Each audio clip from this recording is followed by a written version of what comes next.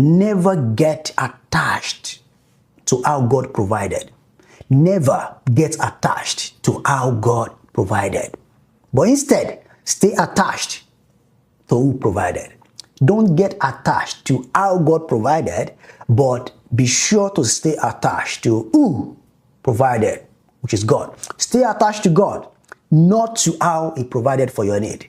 Because He could use a different method, a different channel, a different vehicle to provide for your need tomorrow.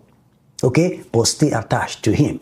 Another thing that jumped at me, from between in that chapter is that why would God let the brook dry up? Is it because of the Elijah's next assignment? Do you think about it? That was what came to my mind, that when I was asking myself, why would God allow that brook to dry up? What came to my mind was that, could that be because of the next assignment? Okay?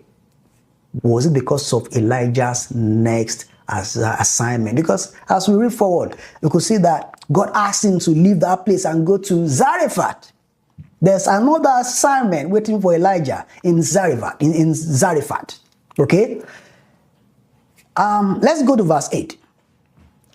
I'll go with verse 8. Yeah. Then the word of the Lord came to him. God sent, the moment the brook dried up in verse 7. In verse 8, God sent His word to Elijah.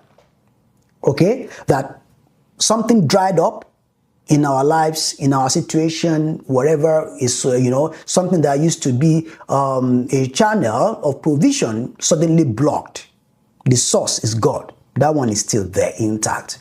Okay? Immediately the brook dried up, God was ready with a new instruction. That is what we see in verse 8. God was ready with the next instruction to provide clear direction.